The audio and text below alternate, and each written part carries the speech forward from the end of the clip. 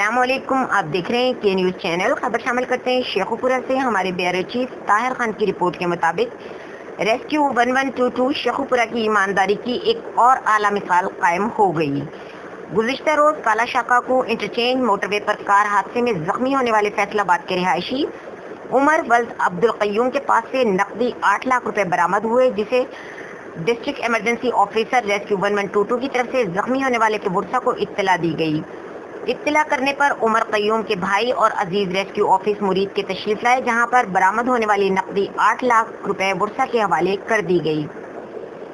اس موقع پر ایکسیڈنٹ میں زخمی ہونے والے عمر کے لواحقین نے ریسکیو اہلکاروں کی خدمت اور ایمانداری کے جذبے کو سراہا اور ریسکیو انچارج رانا اعجاز احمد کا خصوصی طور پر شکریہ ادا کیا۔